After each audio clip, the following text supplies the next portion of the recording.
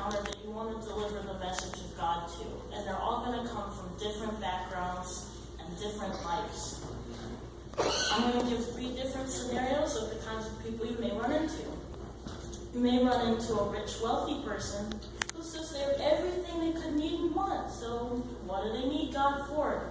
How do you respond?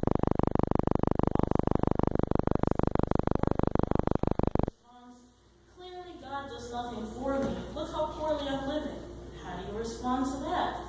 And you also may run into someone who's middle class, living a comfortable life, and responds, I'm good on my own. God sounds nice, but I don't need him. So how do we respond to these people that we're trying to deliver the message of Christ to? How do we convince them that, yes, you do need God in your life? In Bible study class, I brought up the point that it's important that when we deliver the message of Christ, that we don't just have cookie-cutter same message to every single person. Different people need different messages. Different people need the message to be in a different format, perhaps, depending on what background they're coming from, in order for there to be true communication. There's a saying that people don't care how much you know until they know how much you care. A good example of that is my father's church, which is a really dangerous place called South Bridge in Wilmington.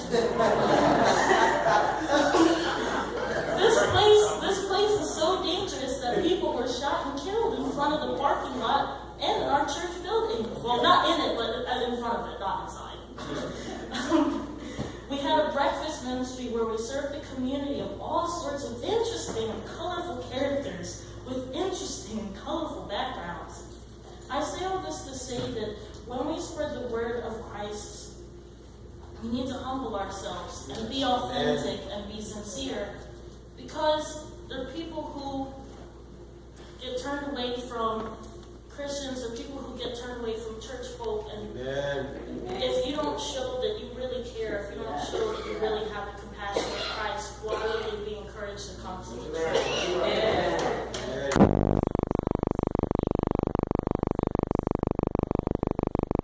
Once saved, some Christians get high and mighty and full of themselves, and they feel that they have a VIP membership into the elite level of divine, pure, and sanctified.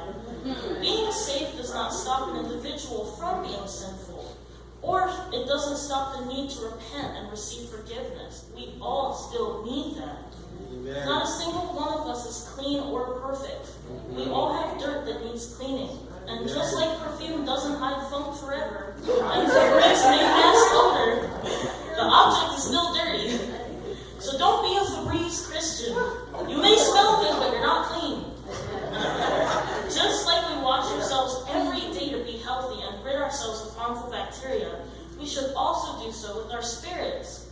Each day, we need to take a spiritual shower and cleanse ourselves of negativity, pain, and thoughts of harming others, thoughts of pride and relying on our own understanding, thoughts of greed and gluttony, thoughts of endless, insatiable wanting. When we approach people about Jesus Christ, we need to be real about what being a Christian really means. Sometimes, some people are so hell-bent on selling Jesus to someone that they will lie and say that being a follower of Christ means an easy, perfect life with endless riches. But it's not. As Christians, we're also going to go through struggle too. So it's important that we're honest about what it means. So what are the benefits? The benefits are that life is like a storm, and Jesus is like our umbrella, our poncho, our rain boots. It's much easier to go through a storm with an umbrella, raincoat, poncho, and rain boots. Can you imagine standing out there?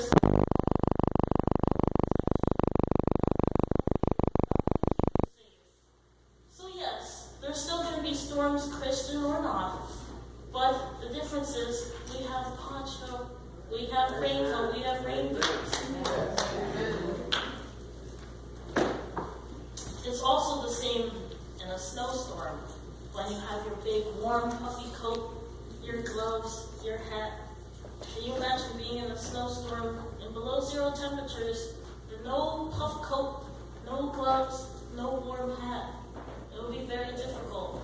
And that's one of we need God in our lives to help us through it, to help us guide us through the troubles. There is a humiliation in admitting that we messed up. And some Christians are afraid of admitting our errors. Once saved, sometimes we try to sweep all the things we did wrong under the rug and all the ugly things of our past. But I think actually, if we're honest about how human we really are, that'll encourage more people to come to the church because it's a sign of authenticity and sincerity. Amen. In the Bible, there are stories of triumph and tragedy. There are stories where people's faith saved them, and there are also stories where people's faith had them suffer. We're called to have faith no matter what the circumstances are. Both Christians and non-Christians alike struggle with this truth. Our faith in God is not based just on good things happening all the time. Our faith is based on trust and a promise. It's based on a sacrifice that He made for us, and He saw our suffering. He said He could do something about it, so He wouldn't have to suffer as much. There is a God of mercy and compassion. Amen. Some preachers would like to have you believe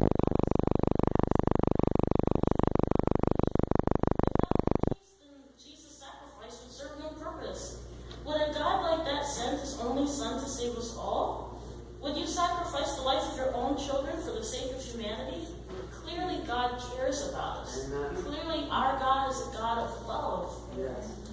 God spared Adam and Eve's lives when they blatantly disobeyed them after telling them that they would die after they ate the forbidden fruit. Yes, they were punished, but He spared their lives.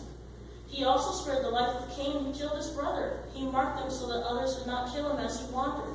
He made a rainbow in the sky, promising that He would never flood the earth again. There are numerous stories where God has been merciful despite human error. A concept of a love like this is very hard for people to conceive because we think of love in a human capacity. Humans have conditions for love. It's very hard, if not impossible sometimes, for humans to have unconditional love. Unconditional love is a very vulnerable kind of love. One that leaves an individual open to being hurt time and time and time again, and still loving despite the individual's transgressions. An example of that kind of love is parental love. Some parents, no matter what their child has done, do truly love their children no matter what. The prodigal son is a great example of that. For those who follow the rules and are goody two-shoes, this kind of rule can be really irritating.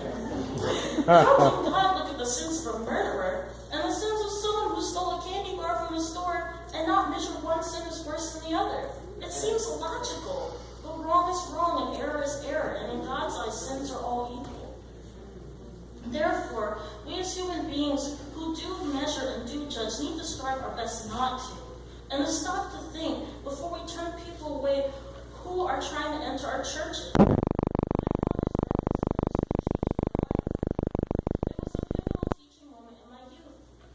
I was to serve the people at the breakfast ministry, and after I served, if I wanted to eat, I was to eat in the same room with the same people, with those people. I brought my food to my dad's office. He said, "Why are you eating in here? Eat in the breakfast ministry." I said that I did not want to eat with those people. They smelled funny. They looked funny. Their hair was unbrushed. They had missing teeth. Their shoes had holes in them. Their clothes looked like they had not been washed in weeks. There were creepy old men that had hit on me. There were people in there who had done bad things. There were drug dealers and prostitutes, drug addicts and alcoholics. I thought that I was better than them, and I did not want to eat at the same table with those people. I was clean, and they were dirty. My father did not allow me to eat breakfast in the seclusion of his office, and he said that the only way I could eat breakfast was in there. At first, I was absolutely disgusted sitting next to them. I looked down upon them. The more and more I ate with them, the more and more I spoke with them. They became more and more human in my eyes. But no, rather, they had always been human beings. I was just too blind and proud to see that. I also remember a weekly dinner that my grandma would provide for a group of people that would come every Friday. We did this for several months, and I would help her set up and cook for the dinner. Fewer and Fewer and fewer people started coming, and eventually no one came anymore. I asked why we stopped doing the dinner, and she confessed to me the people that we had been serving all along were HIV and AIDS positive people. In this scenario, I saw them as people first, and when she told me that they had suffered from a stigmatized disease, I could not believe that all of them had died. And I did not even know.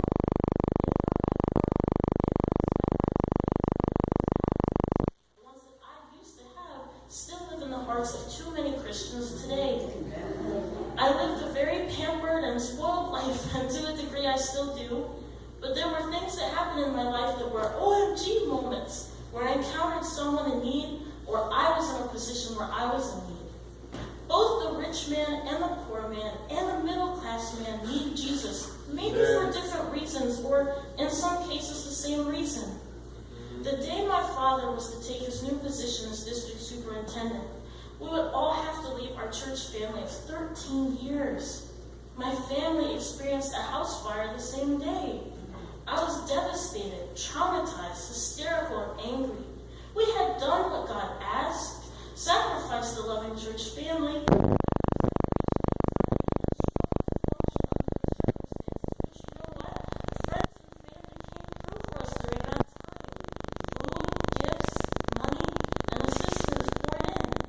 We also had insurance. We got to stay in an awesome we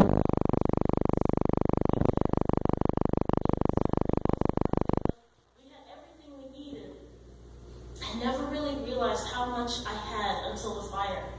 Got about 200 boxes back, maybe more, full of stuff that, well, quite frankly, we seeing the walls of boxes made me think, man, I live in excess. I thought to myself, for the first 3 days, I was in the same outfit because we didn't have new clothes to change into yet. And I also thought to myself, what if we had no insurance? And what if I had no home to go to? And what if I was on the streets? What if a couple weeks passed by that I couldn't shower and I was still in the same dress? What if I lost my family in that house?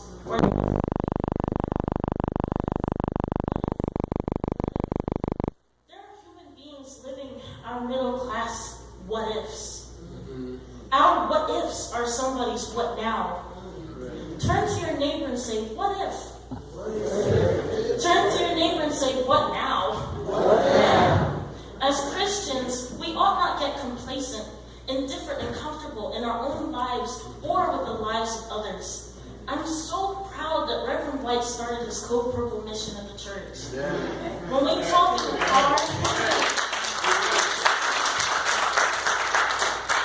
When we talk in the car, I said that it means so much to me watching him do the Lord's work, not only with words of prayer, but with compassionate action. Amen. What good is it to say to a hungry homeless man, come to the Lord, I will pray for you, and leave him hungry?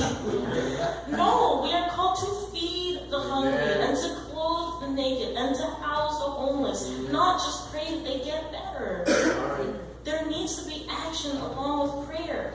When people see that you have compassion and unconditional love of Jesus Christ within you, extend that hand, not in a reluctant, disgusted, obligatory manner, but in a manner of, I welcome you here in the house of the Lord. What is the Methodist mantra? Open hearts, open minds, open doors. Methodists, is your heart open? Is your mind open? Are your doors open? Show Christ through your love. Even the Bible says, they will know we are Christians by our love. Right. Show it. Don't just say it. Don't just pray it alone. Do it. Don't talk about it. Be about it. Amen. So I say to the poor man that yes, there is pain in the world. It is a part of our broken world. But with God, things are better because He is that umbrella and that raincoat and those rain boots through the storm. And instead of suffering through the storm, unarmed, unprepared,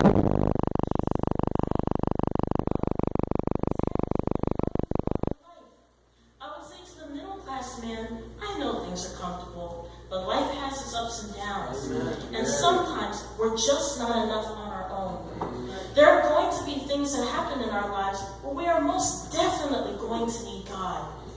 I live a comfortable middle-class life, but guess what? I didn't see that house fire coming. I didn't see tragedy when it struck. I was comfortable. I was complacent. I wasn't praying like I was supposed to because I didn't feel that I needed to. Things were good. It was all good. I was straight. I was chilling. I was relaxed and comfortable. You gotta be prayed up and stayed up and prepared so you're not knocked down on your knees banging on God's door like, hey, I need your help. Some of you know good and well it has been a minute since you talked to God, and every time you do, it's a request, not a conversation, or a thank you, or a prayer for someone else's needs besides yourself. How about a thank you once in a while, or even better, saying a prayer for someone else than yourself? It's even better going out and doing some community service for someone in need. Did you know that you could be the answer for someone else's prayer right now if you took the abilities you had to give?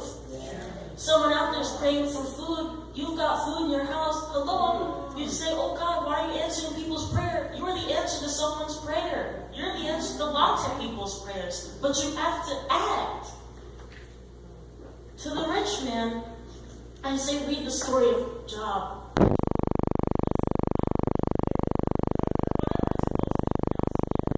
So the rich man, I say read that story. Good fortune can change in an instant. Don't get too comfortable. Tell your neighbor, don't get too comfortable. You may have everything you think that you need and want, but possessions and material objects compare not with the compassion of Jesus Christ. One thing that rarely occurs to people is the level of artificiality that comes with being rich. Wealth can be an ocean of things and a desert of true, authentic love.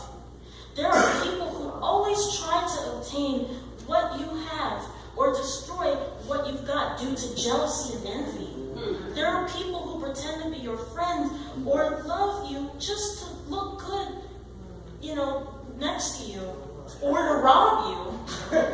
When you are wealthy, you can't trust too many people in the same way you can't trust too many people when you're on the streets. Green paper doesn't hug you back when you cry, nor does it take care of you when you're sick. Green paper can pay hospital bills to fix your physical vessel, but no amount of money can fix a broken soul or a hurting body.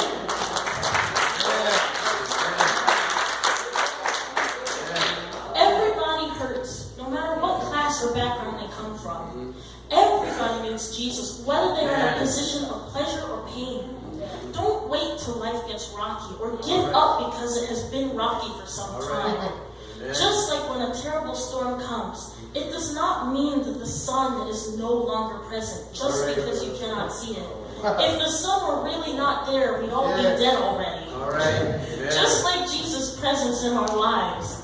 Don't let any life storms or heartbreaks or spirit ruptures fool you. God is still there, just like the sun. He's got your back no matter who you are or where you came from. Instead of judging another, let's accept that we all suffer from different pains and we all need Jesus in our lives no matter who we are. Don't look down on your brothers and sisters. Love them, just like Jesus did, just like Jesus does every day.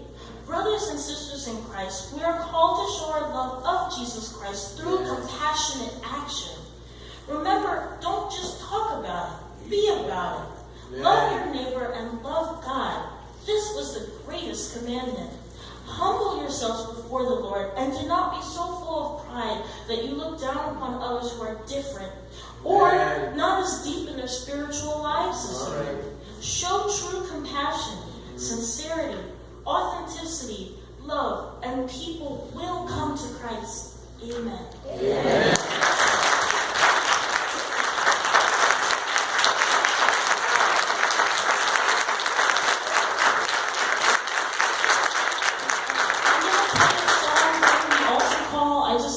Cell phone because it's on the internet, so I'm going to play a song. We'll follow up after the song.